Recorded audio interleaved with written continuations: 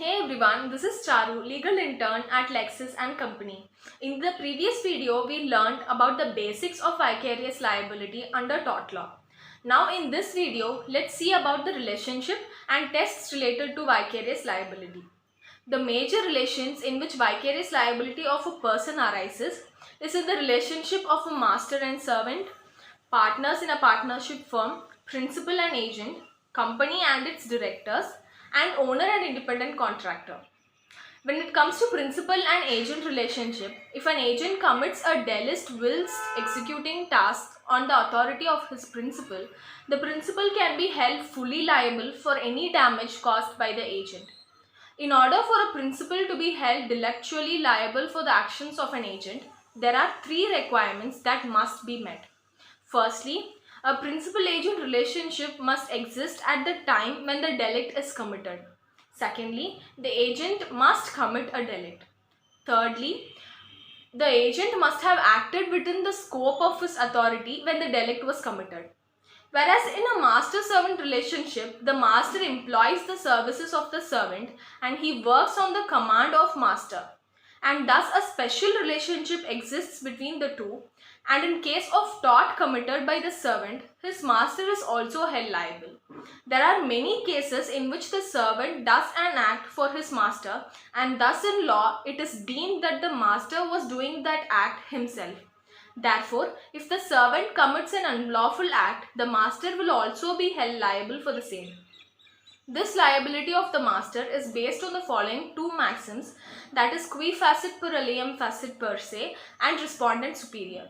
There are several reasons behind holding the master liable for the acts of his servants, like an act which is committed by the servant is considered to be done by the master through him, and therefore in the law of torts it is assumed that if any wrong is done by the servant, it has been committed by his master indirectly, and so the master is held liable for these wrongs.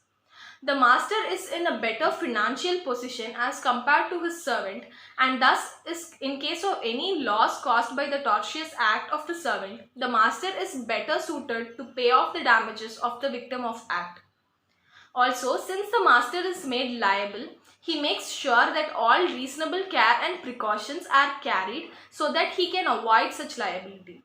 When a servant does any act, the benefit from such an act is enjoyed by the master, and thus for the liability arising out of the servant's act, the master should also shoulder that liability.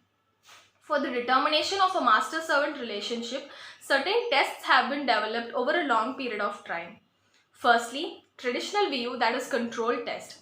As per this test, for the determination of a master and servant relationship, it should be seen whether the master has the power to not only instruct what should be done, but also the manner of doing the exact act.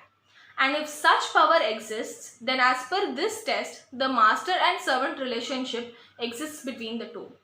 For example, A is the owner of a big area of land on which farming activities are carried out, and he has hired many workers for farming. A not only instructs them how to do their job, but also how to do it. Here, by the test of control, the relation between A and his employees is established as that of a master and servant. Secondly, modern view test. The old control test is not applicable as an exhaustive test because in cases of work requiring skills such as doctor working in a hospital, the owner of the hospital cannot instruct the doctor on how to treat a patient and can only instruct him to treat patients. Thus, certain other tests have been developed for determining master and servant relationship. The test of work being an integral part of business. In the case of Stevenson Jordan versus Harrison Limited and Harrison Limited versus McDonald and Evans, the test of an integral part of the business was applied. Here, a contract of service was held to be a contract for such work which is an integral part of business, and a contract for service was held to be a contract for such work which is not an integral part of the business. For example, in an IT company, the programmers are the employees of the company, and there is a master-servant relationship.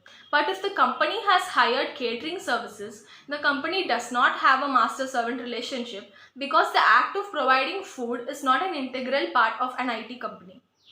So we saw the important relationships in vicarious liability, and that's it for today. Hope you all understood. Like this video, comment your feedbacks and subscribe to LexClick for more legal stuff.